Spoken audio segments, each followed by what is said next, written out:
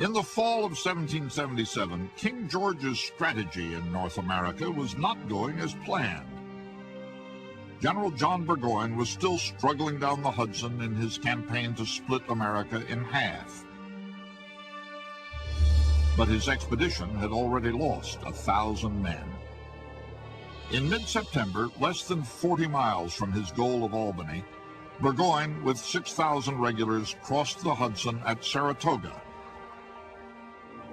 His path was blocked by 6,000 American troops, strongly entrenched at Bemis Heights, and now under the command of Horatio Gates.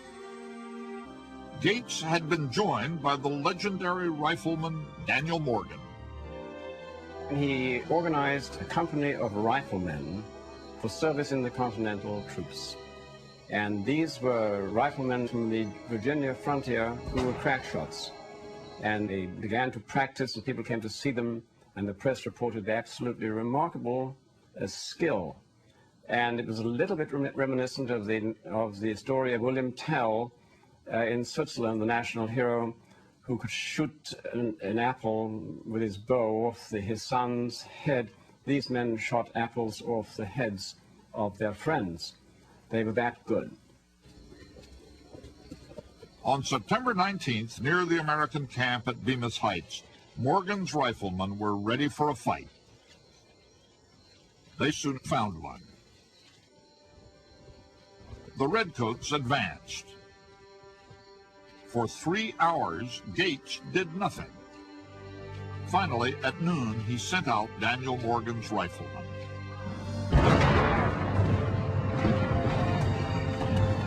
They were driven back by the main body of the British.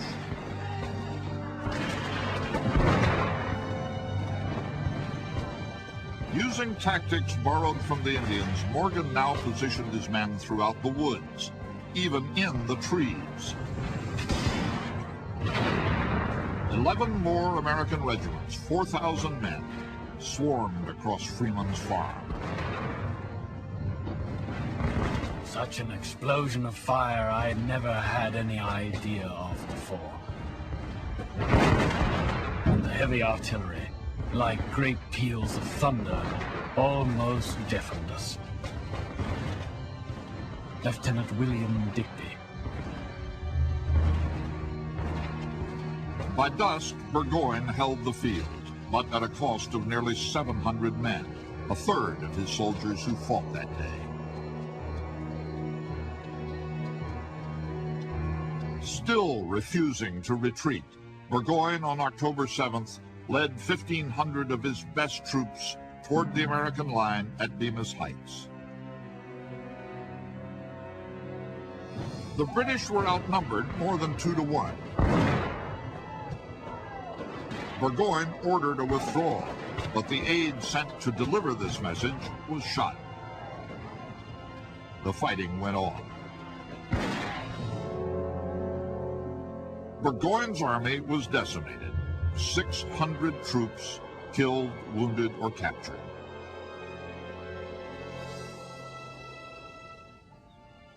At sundown on October 8th, Burgoyne did what he swore he'd never do: retreat. It was too late. As his beaten soldiers headed toward safety, the rebels moved to cut them off. At the village of Saratoga, Burgoyne was surrounded. Over the next 3 days, in 2 councils of war, his officers urged him to surrender. Finally, on October 15th, Burgoyne accepted the unacceptable.